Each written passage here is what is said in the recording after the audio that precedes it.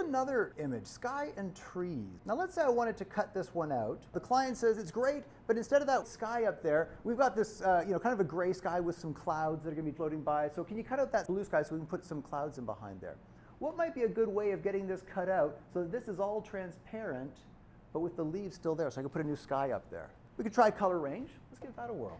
If I go under select, color range, and I'll click in this blue up here, and okay, so it selected the blue at the top, not so much down here because this part is actually quite a bit darker. If I click down here, it gets that selected, not so much that. Again, we can go to the Add to Samples tool, and now I can click on this bit of sky, I can click on this bit of sky, I can play around with the fuzziness. When I hit OK, I've got a selection that represents that blue sky.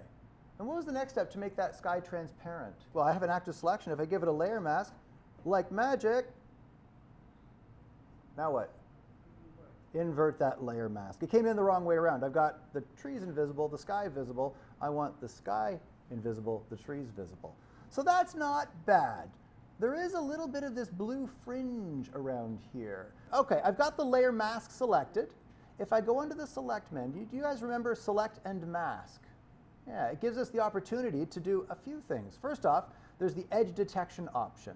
Now, if I take this too high, it's going to look, in this case, 29 pixels on either side of the edge to try to figure out what's foreground and what's background. And actually, that doesn't look as horrible as I would have thought. It really only needs just a couple of pixels in this case because it's such a tightly defined edge. If you look at the layer mask there, you can see what it's doing to try to soften out that edge. Now, this blue fringe, what was the option for getting rid of that color fringe around the outside? Under output settings here, decontaminate colors. It makes a permanent change to the image. So if you use this technique, you decontaminate colors, first off, you can see that blue fringe disappears. You're telling it to look on the inside of the selected area, in this case the leaves, and match that color with the outside area. So whatever the color was on the outside, in this case it was blue, put that inside color over top of it.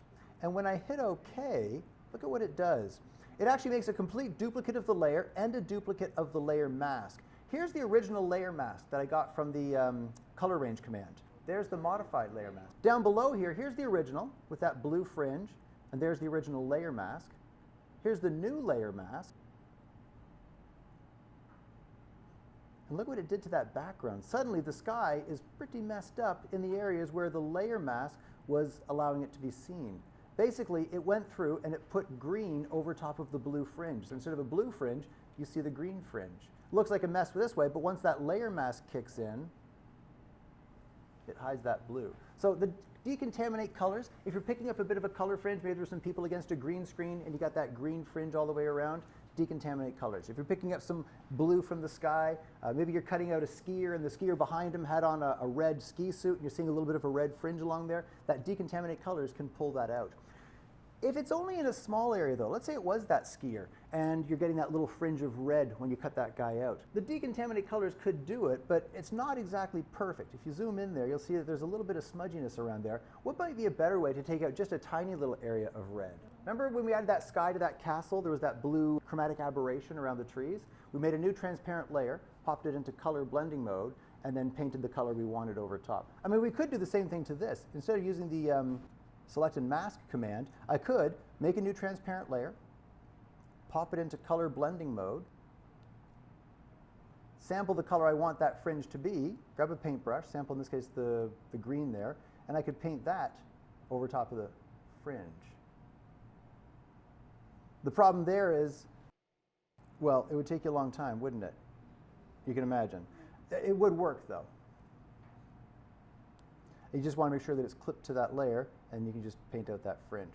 So that's the thing, there's a bunch of ways of approaching any different problem. And the more of these little kind of techniques you've played around with, you understand, the better armed you are when the client gives you a task to kind of battle your way through it.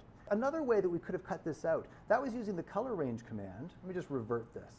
File, revert, this totally undoes everything I ever did. A channel mask. What do you think with the channel mask technique? Let's give that a try. When you do a channel mask, what is it we're looking for in the color channels? Contrast between the foreground or the subject and the background. So in this case, the red, probably not. Some of those leaves are pretty bright and that sky is pretty dark. Green, some of those leaves are pretty bright because, you know, they're green. Blue, oh, the blue sky comes out very bright because, you know, it's blue. There's not a lot of blue in the leaves, not a lot of blue in pretty much anything else. So that's actually got pretty good contrast. Next step in a channel mask was to duplicate the layer. And there's a bunch of gray tones in there still. You can see that there's, you know, some gray in the sky, it's not pure white, and there's some gray in the leaves, it's not pure black. What do we do to get rid of those gray tones? Levels, image adjustments, levels, and we can grab this black point and pull it up to get that nice silhouette-y sort of look. Pull the white point. Actually, that sky already is pretty white. That seems to do it about there. Looks like that little bump there was that sky. Hit OK. I'm going to go back to my layers here. I'm going to load up that, what's that channel called again? It's an alpha channel. Load up that alpha channel as a selection. Give it a layer mask, invert it, and we have a good cutout on the leaves. But we have,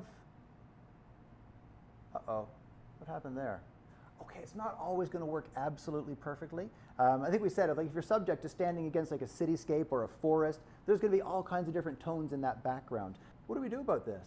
Just paint with white and we can reveal that tree back in. Now be careful that you don't use too, like if I said, okay, well, I'm going to paint this back in here, awesome, looks good, get up to around here, and oh, why is that blue starting to appear in the sky?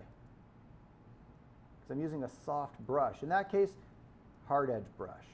And then you can paint right up to the edge there. And by looking at the layer mask, you can see where that transparency is, and you can cut right up to the edge.